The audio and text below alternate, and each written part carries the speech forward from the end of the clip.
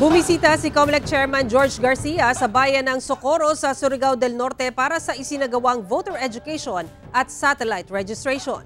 Ang detalye sa report ni Argel Relator, live mula sa Butuan City. Argel. Sara, bilang paghahanda sa midterm at barangay at SK elections sa susunod na taon, itinuro ng Commission on Elections ang mga ipatutupad ng mga pagbabago sa isasagawang eleksyon sa mga residente ng bayan ng Socorro sa probinsya ng Surigao del Norte.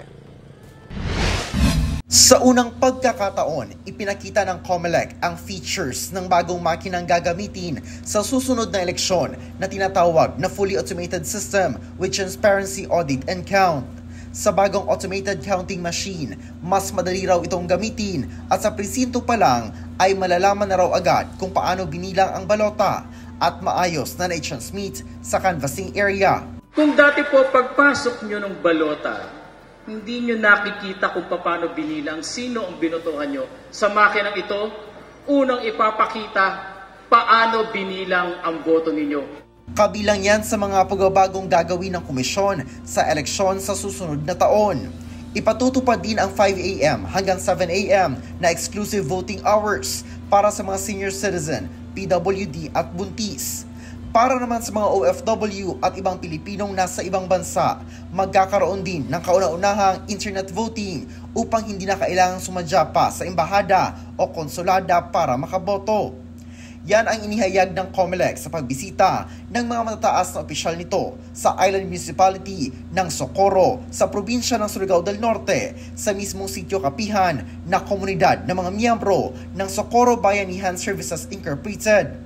Mainit naman ang naging pagtanggap ng mga taga-sitio Kapihan sa COMELEC. Maliban sa voter education, nagsagawa rin ng special satellite registration sa lugar. Gusto natin patunayan sa mga kababayan natin, mga kababayan natin nakatira dito, na hindi sila nakakalimutan ng COMELEC. Sa ngayon ay nasa mahigit 3,000 ang rehistradong botante na naturang sitio. Ayon kay Chairman Garcia, pinag-aaralan na ng COMELEC ang pagbuo ng isang presinto sa sitio Kapihan. Bagay na ipinagpapasalamat ng mga residente.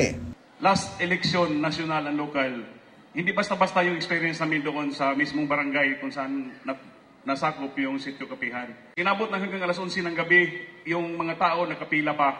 Napakalaking salamat talaga sa amin kay Chairman Garcia kung halimbawa mangyari man na dito mismo sa lugar namin. Sara, mas paitingin pa umano ng COMELEC ang pagpapatupad ng mga polisiya sa darating na eleksyon at kung may mga kandidato na dapat umano na disqualify ay hindi sila magdadalawang isip na gawin ito lalo na kung may mga paglabag sa polisiya ng COMELEC. Sara. Maraming salamat, Argel Relator ng GMA Regional TV 1 Mindanao.